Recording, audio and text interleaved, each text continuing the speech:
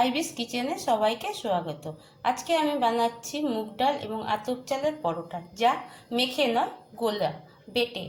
এবং তার জন্য আমি 200 গ্রাম আতপ চাল এবং 100 গ্রাম মুগ ডাল আমি 2-3 ঘন্টার জন্য ভিজিয়ে রেখেছি এবং এর মধ্যে অল্প নুন দিয়েছি এবং সেটাকে আমি ভালো করে বেটে নিয়েছি। এবার তার মধ্যে আমি মেশাবো 2টো পেঁয়াজ কেটে নিয়েছি, কিছুটা বিনস ছোট ছোট করে টুকরো করে নিয়েছি, 2টো গাজরকে গ্রেট করে নিয়েছি, আর 3-4টা পেঁয়াজ পাতা যা আমি কুচি করে কেটে নিয়েছি, কিছুটা নিয়েছি ধনে পাতা এবং মশলা নিয়েছি আমি মিট মশলা 2 টেবিল চামচ এবং নুন 1 টেবিল চামচ, এবং নুনটা যে যার স্বাদ মতো দেবেন। এবং কেউ যদি ঝাল বেশি খান তো গুঁড়া লঙ্কা লাল লঙ্কা নিয়ে নিতে পারে। তো উপকরণ মিশিয়ে আমি এরকমভাবে চাল এবং ডালের বাটাটাকে আমি মিশিয়ে নিলাম ভালো করে। এই যে এইভাবে মিশিয়ে নিই যাতে সব সবজি পেঁয়াজ মশলা নুন যাতে সব সুন্দরভাবে মিশে যায়।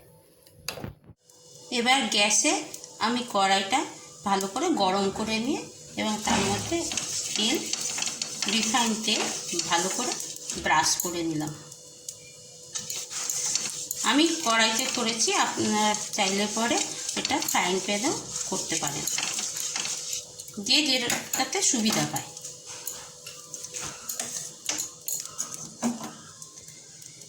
এবার আমি সেই মিক্স করা চাল ডালের বাটাটাকে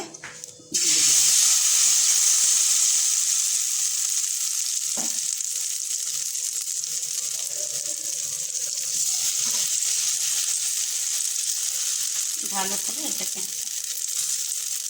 মিশিয়ে গোল করে দিলাম, ঠিক এইভাবে। এবার আমি ঢাকনা চাপা দিয়ে দিলাম এবং গ্যাসটা মিডিয়াম আঁচ করে দিয়ে 5 মিনিটের পর্যন্ত রান্না হতে দেব। আমি এখন ঢাকনাটা খুলে ওপরে একটুখানি তেল ব্রাশ করে দিচ্ছি, দিয়ে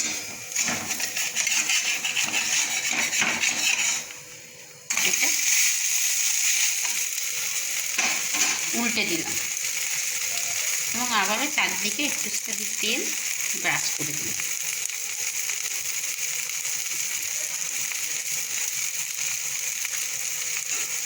দিয়ে আবার ঢাকনাটা চাপা দিয়ে দিলাম।